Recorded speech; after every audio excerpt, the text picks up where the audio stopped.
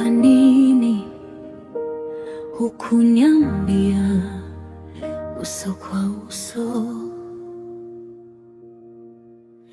Nilikuwa karibu, ulikuwa karibu nami, lakini ulificha macho yako siku zile. Kila niko sawa uliosema ilikuwa uongo uliovaa tabasamu.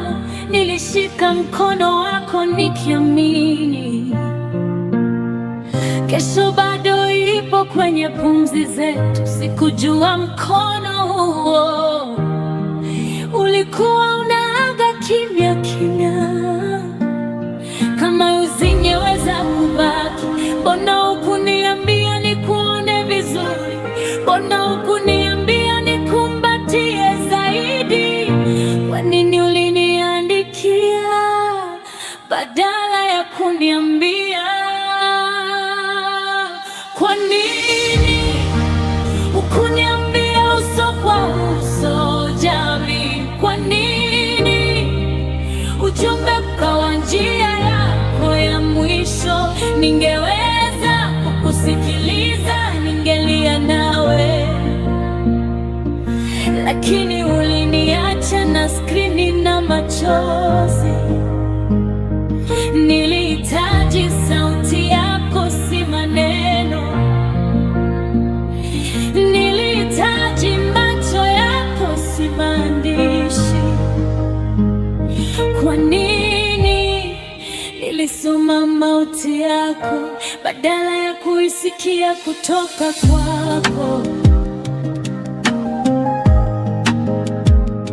Simu yangu bado ipo wazi, jina lako bado linaonekana, lakini wewe haupo, na maswali bado hayajafa. Nilikaa nikiwaza kila sekunde, labda ningekuzuia kama ningejua, labda ningesema kitu sahihi kabla dunia haijachukua uhai wako. Ulisema niwe strong kwenye maandishi, lakini hukuniambia nitavunjika vipi. Nilikuwa tayari kwa maumivu, sikuwa tayari kwa kimya. Kwa nini hukuniambia uso kwa uso, Jabir? Kwa nini barua ikachukua nafasi yako?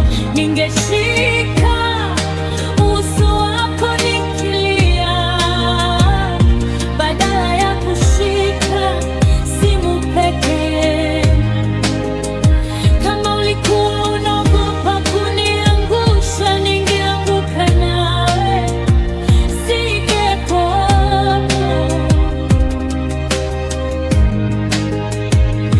Kwa nini niliachwa na neno kwa heri bila kukuona mara ya mwisho? Kama roho zako zinasikia, basi nisamehe kwa swali hili, lakini linaniuma zaidi kuliko kifo chako. Kwa nini hukuniambia uso kwa uso?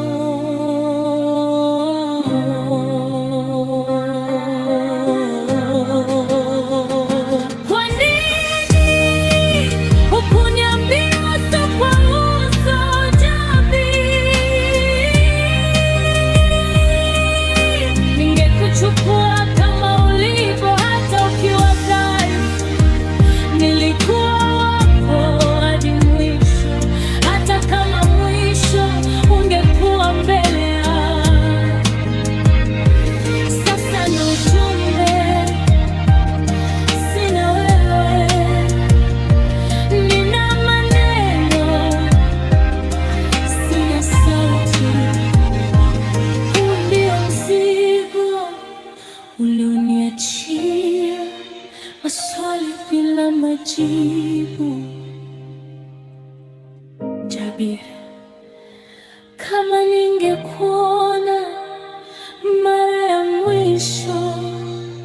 ningekuambia usiogope.